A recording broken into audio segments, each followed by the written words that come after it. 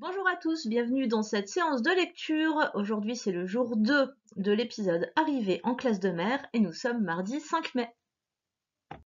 Pour commencer, tu prépares ton cahier du jour, tu comptes 3 points, tu notes mardi 5 mai, tu sautes une ligne, tu comptes 5 carreaux, pardon, carreaux, pas points, et tu écris dictée, puisque aujourd'hui, c'est jour de dictée. Alors tout d'abord, essaie de te rappeler le son sur lequel nous avons travaillé hier et fais le geste qui va avec. Hier, nous avons travaillé sur le son Z. Tu connais deux façons d'écrire le son Z. Celui que tu as appris en début d'année, c'est avec quelle lettre? C'est avec un Z. Voilà, un Z. Mais je t'ai expliqué que cette manière d'écrire le son Z, on ne l'utilisait que dans certains cas, et ce n'était pas souvent, comme dans les chiffres. 11, 12, 13, 14, 15, 16, ou encore certains animaux, comme le zèbre ou le zébu. Mais le Z, pour l'instant, il faut essayer d'un petit peu l'oublier, parce qu'on a découvert une nouvelle façon d'écrire le son Z hier, qui est, à toi de me le dire,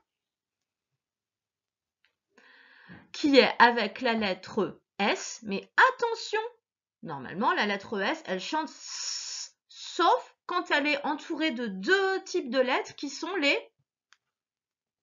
tu es censé répondre, qui sont les voyelles A, E, I, O, U, Y. Je te montre un exemple avec le I et le A. Le S, il est entouré de deux voyelles, puisque I et A, ce sont des voyelles, donc il va chanter Z, et ces trois lettres-là, ça va se prononcer I-za, et non pas ISA.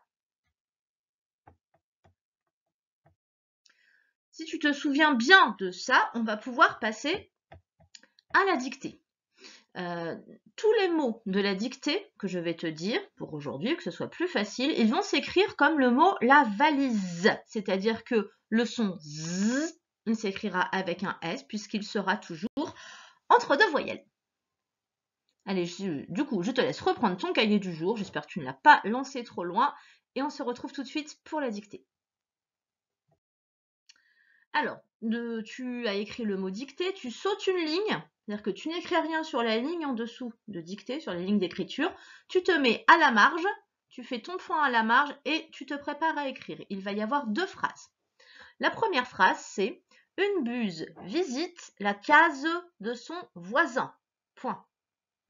On y va. Une. Pense à la majuscule, c'est une phrase. Une. Gomme. Une buse. Ça fait buse. Une buse. Mais pas de Z, hein. Pas de Z dans cette dictée. Interdit. Une buse. Visite. Alors, ce mot-là, c'est un mot entier. Hein. Visite. Et ça s'écrit. Si tu as besoin, regarde-moi. V. I. Z. T. E. Visite. Une buse. Visite. Fais pause si je vais trop vite. Hein. Moi, j'avance. Donc, une buse visite la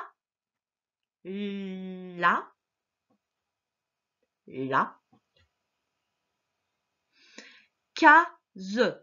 C'est un mot, case. Case, c'est une maison plutôt dans les pays d'Afrique. Donc, visite la case qui s'écrit K-A-K-Z. La case. Une buse visite la case de, c'est le petit 2, c'est pas le nombre, hein, c'est 2. Donc, de son, ça fait on, de son,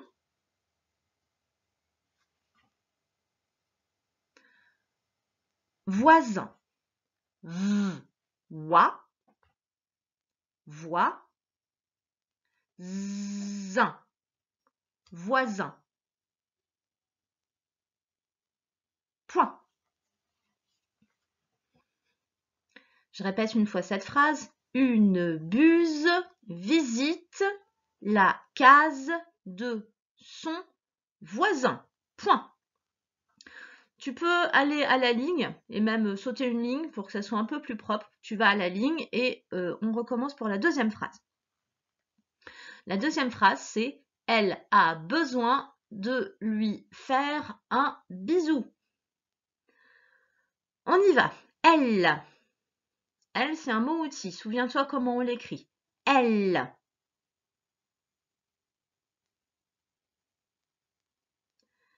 Elle. Plus loin. A. Tout seul. A.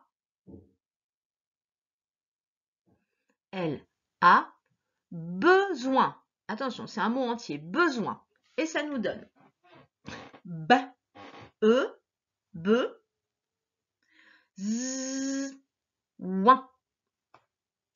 Souviens-toi le ouin. Donc, elle a besoin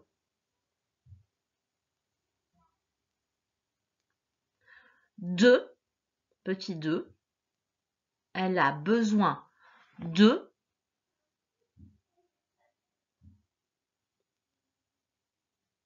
plus loin, lui, pareil, c'est un mot qu'on a déjà rencontré plusieurs fois, lui, U-I, lui.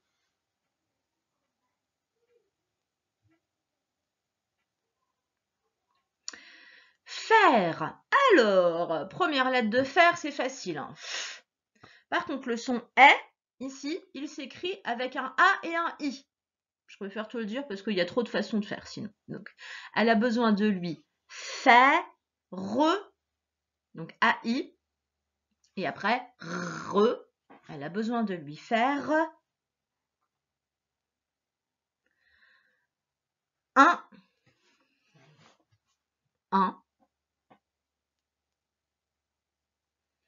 et à la fin, bisous. Bisous. Ça fait B, I, Z, ou. Elle a besoin de lui faire un bisou. Point.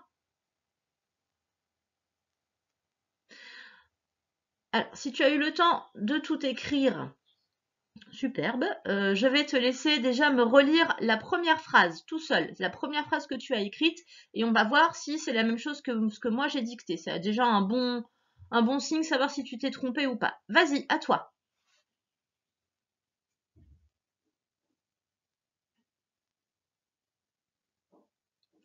La première phrase, c'était « Une buse visite la case de son voisin ». Donc si on n'a pas lu la même chose, c'est sans doute qu'il y a un problème. Et je te laisse lire ta deuxième phrase.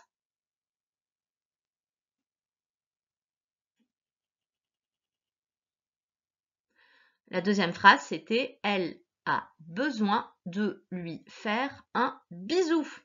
Pareil, corrige s'il y a des choses qui te paraissent un peu qui ne vont pas.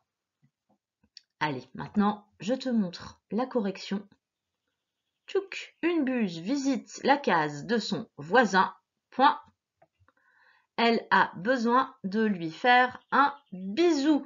Je te laisse faire pause, regarder là où tu t'es trompé ou demander à un adulte de vérifier pour toi. Et puis voilà, tu peux me donner des petites nouvelles de cette dictée parce que ça faisait longtemps qu'on n'avait pas fait des dictées de phrases. Je suis sûre que ça te manquait.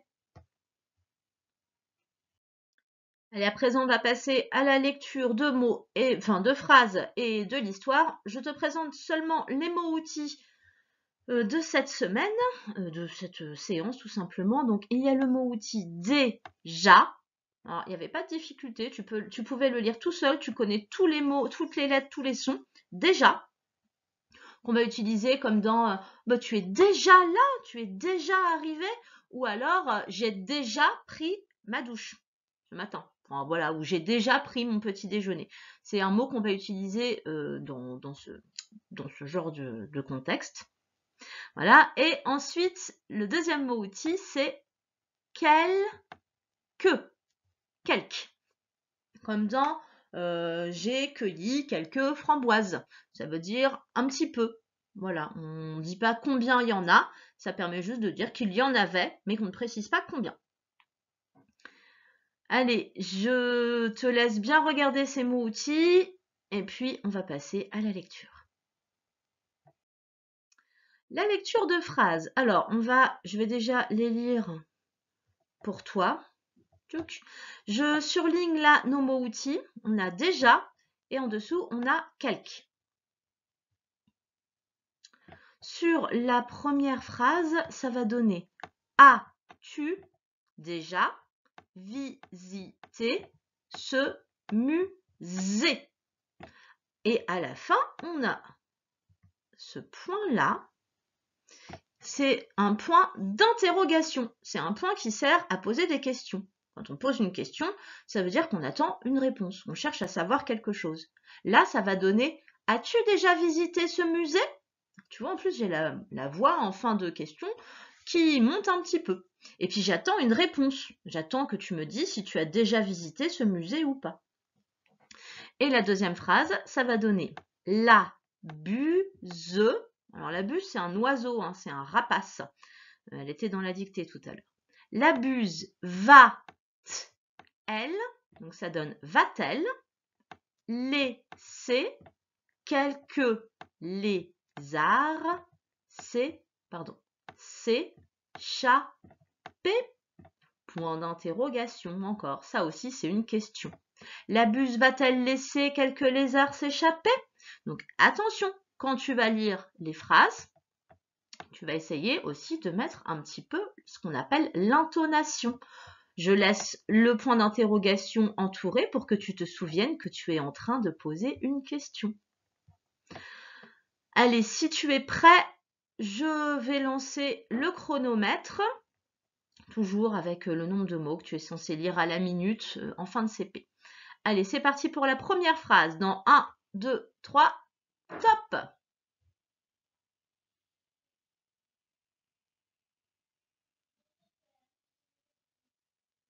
Stop. Donc, si c'est allé un petit peu vite, t'inquiète pas, tu t'entraînes déjà une première fois avec la deuxième phrase encore, puis tu remettras la vidéo.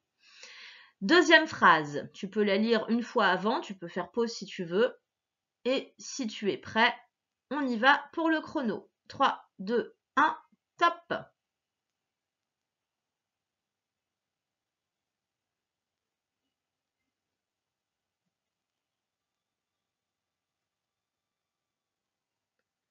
Et stop! Voilà, bon, encore une fois, si tu as besoin de t'entraîner, remets la vidéo pour recommencer.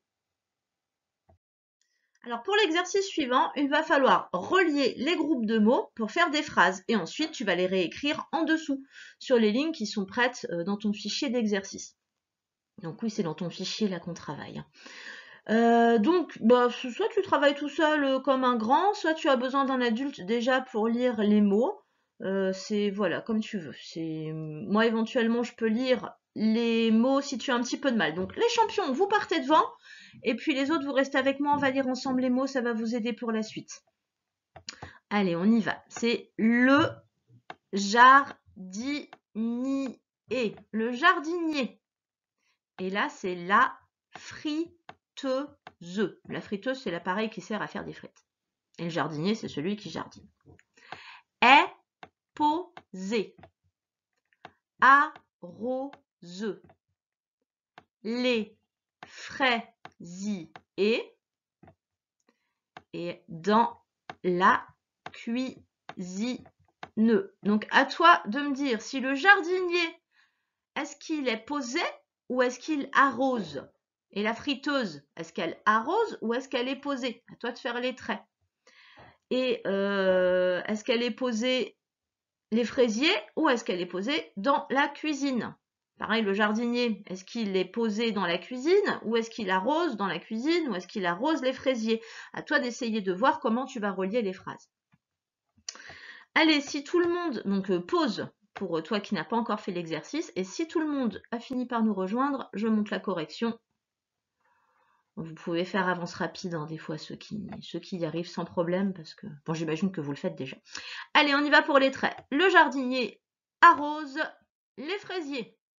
Et la friteuse, elle est posée dans la cuisine. Et on recopie les phrases en dessous. Ça fait le jardinier arrose les fraisiers. La friteuse est posée dans la cuisine. Pour l'exercice suivant, on va te demander de retrouver les questions. Je t'ai expliqué, les questions, ce sont des phrases qui servent quand on veut savoir quelque chose, quand on veut avoir une réponse ou une information.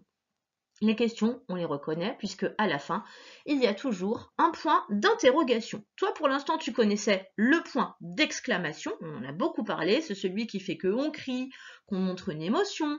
Voilà. Et le point d'interrogation que j'ai remis là-haut, c'est celui qui sert à poser des questions. Dans l'exercice 6, tu vas devoir colorier en orange les phrases qui sont des questions. Petit secret, si tu n'as pas de orange, ça marche quand même. Tu peux utiliser la couleur que tu veux en fait. Allez, je te laisse faire pause, lire les phrases et colorier celles qui sont des questions. Et je corrige. Les questions, elles étaient là. Est-ce que tu aimes le vert? J'attends une réponse. Un oui ou un non. Vas-tu à la piscine? Pareil, j'attends de savoir quelque chose si tu vas à la piscine. Quand arrives-tu? J'attends que tu me dises le moment de la journée ou l'heure à laquelle tu arriveras. Quand reviens-tu? Même chose, j'attends que tu me donnes une indication sur le moment où tu vas revenir. Les autres phrases, on avait « Que c'est beau !» Point d'exclamation, tu sais que je m'exclame « Oh, que c'est beau !» Et comme je suis une maîtresse qui en fait beaucoup, voilà, j'en fais beaucoup pour faire ces phrases-là. Même chose, à demain! Tu vois, sur cette phrase-là, pareil, je m'exclame, point d'exclamation. Alors que les autres phrases, ce sont juste des phrases où on dit quelque chose. Il dort, point. Je suis pas en train de crier, je suis pas en train de montrer que je suis très contente, je suis juste en train de dire il dort. Et là aussi, elle boit du café. Voilà, je crie pas, je suis pas émue et je suis pas en train de poser une question, savoir si elle boit du café, c'est juste elle boit du café. Allez, on va bientôt passer à la lecture de l'histoire. Du coup, je te laisse regarder à nouveau les photos souvenirs de Lily et de sa classe nature. Enfin voilà, ils sont partis en classe faire un voyage avec Taoki, Hugo, donc Lily évidemment, ils sont au bord de la mer. Taoki est sur la plage. Au début, on les voit qui descendent du bus, qui tirent leurs valises. Et on voit Lily qui fait une photo souvenir devant les falaises, avec dessus une église. Alors, voilà donc le texte sur lequel nous allons travailler à présent. Tu vois que ce n'est pas le même texte que d'habitude, il n'a pas la même présentation. Il est écrit sur une feuille à carreaux, comme toi dans tes cahiers. Et puis, à la fin, on voit qu'il y a une signature, Lily. C'est elle qui dit qu'elle a écrit. Et juste au-dessus, elle dit bisous. Ça veut dire que cette histoire, en fait, c'est une lettre. C'est la lettre que Lily écrit, et on va regarder tout là-haut pour savoir à qui elle écrit. Elle écrit à sa maman et à son papa. Donc en fait, elle écrit à sa maman et à son papa. Elle va leur expliquer ce qui se passe là où elle est. Elle est encore dans la classe nature. Bon, et bon, on y va alors. Donc au début, on a maman, papa. Et je vais prendre un petit crayon un peu plus fin parce que sinon j'aurai pas la place. Hop là. Alors tu vois aussi, elle est écrite en cursive cette lettre, donc ça va être un autre exercice encore pour toi. Nous sommes bien arrivés en classe de nature. Nous sommes bien arrivés en classe de nature. C'est déjà une première bonne chose. Ensuite, la route était longue, mais quelle vue à notre arrivée! Oula, ils sont moches, maîtrelle. Point d'exclamation. Donc ça veut dire qu'elle est très contente de quelque chose. La route était longue, mais quelle vue à notre arrivée! Phrase suivante. Allez, en violet. Nous sommes vite installés. Nous nous sommes vite installés. Point. Taoki est avec Hugo et Dong dans une chambre. Alors Dong, on va se dire que du coup c'est un copain de Hugo et en tout cas c'est lui qui va partager la chambre de Hugo et Taoki. Dong. Moi, je suis avec Magali et Rose. Rose et Magali, j'imagine que ce sont les deux copines avec lesquelles Lily s'est faite prendre en photo devant la mer, dans la deuxième image qu'on a vue. Quelle couleur? Du bleu. Allez. Nous avons vidé nos valises. Rangé nos affaires dans les casiers. Et hop! Alors, nous avons vidé nos valises, rangé nos affaires dans les casiers. 3 petits points, ça veut dire que c'est pas fini. Et hop! Alors, et hop, quoi? Et hop! Alors moi, j'aurais mis une majuscule ici. Je sais pas ce qu'en disent les profs de français qui nous écoutent, mais moi, après un point d'exclamation, je commence une nouvelle phrase. Donc moi, j'aurais mis une majuscule. Bon. Tous dehors pour visiter le village. Donc, et hop, tous dehors pour visiter le village. Il y a une église isolée. Isolée, ça veut dire qu'elle est toute seule. C'est la valise, c'est l'église, pardon, qu'on a vue sur la falaise. Elle était au milieu de nulle part, il n'y avait rien autour d'elle, elle était isolée. Ensuite, nous sommes allés sur la plage pour nous amuser. Encore un point d'exclamation. Donc elle a l'air vraiment très contente parce qu'elle met des points d'exclamation partout. Pourquoi je fais des traits? Voilà, je les passe. Et les deux dernières phrases, on y va. Je pense que le séjour va être génial. Génial. Je pense que le séjour va être génial. Je vous envoie déjà quelques, oh là non, 2 mots outils côte à côte. Je vous envoie déjà quelques images. Et ce sont les images qu'on a vues juste avant, les petites photos que Lily a envoyées à ses parents. Voilà, voilà. Les textes de Taoki, là, ils commencent à être assez longs hein, pour des petits CP. Donc voilà, ça veut dire que vous êtes vraiment des grands CP, puisque Taoki vous fait confiance pour lire des textes de plus en plus longs. Une des petites difficultés, si c'est qu'il est écrit en cursive, vu qu'on fait comme si c'était Lily en fait qui écrivait une lettre, vous n'avez pas forcément l'habitude, donc vous risquez d'être un petit peu embêté, peut-être sur les majuscules que vous n'avez pas l'habitude de faire. Mais normalement, avec moi, vous avez toujours travaillé les majuscules depuis le début de l'année. Donc normalement, vous les connaissez. Je regarde, oui, normalement on les a toutes déjà travaillées. Donc j'espère que ça va aller. Moi, ce que je te conseille peut-être, c'est de lire une première fois tout seul le texte tranquillement. Prends ton temps, pas de pression, pas de chronomètre. Ensuite, je lancerai le petit poisson dans son bocal qui va se mettre à tourner, tourner, tourner jusqu'à ce qu'il aille se ranger dans son petit château. Quand il se rangera dans son petit château, il faudra que tu aies atteint, je monte sur mon écran mais ça te donne rien, il faudra que tu aies atteint le petit rectangle bleu là que je viens de faire apparaître, c'est le mot dent. Donc normalement au bout d'1 minute, au bout de la fin de la course du petit poisson, il faudra que tu sois arrivé là. Si tu n'as pas réussi, c'est pas grave, tu peux continuer à t'entraîner. Et puis surtout, si quand je dirai stop, tu feras pause et tu termineras le texte. Mais on y viendra après. Je te laisse t'entraîner si tu as besoin. Et sinon, si tu te sens assez prêt, je lance le chronomètre. Attention, 3, 2, 1, partez!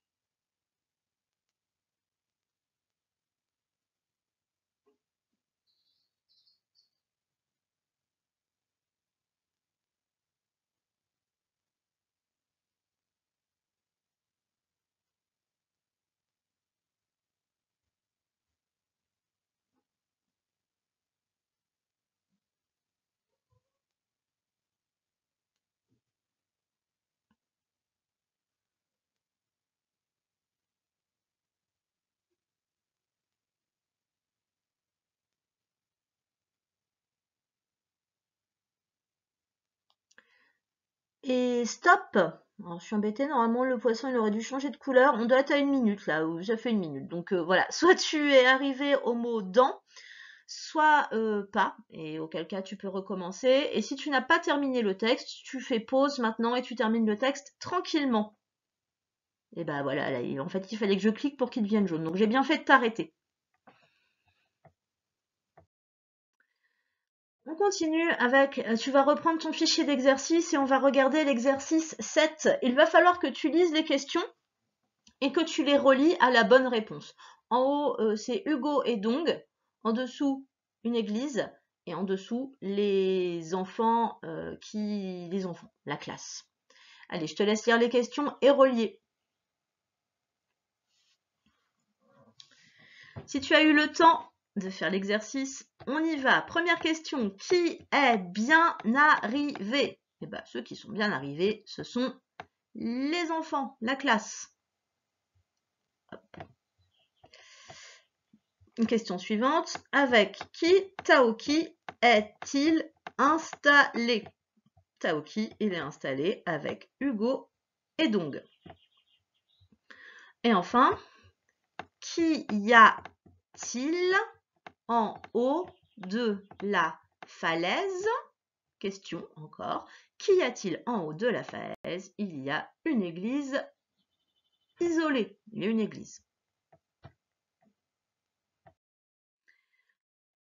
Exercice suivant, par contre, toujours pareil dans ton fichier, c'est l'exercice 8, je crois. Regarde dans le fichier, tu vas le reconnaître. Il va falloir que tu lises le début de la phrase et que tu choisisses la bonne réponse à la fin. Donc, tu vas pouvoir entourer les bonnes réponses. Je te laisse faire pause et commencer l'exercice. Et si tu es prêt, nous corrigeons. Première phrase.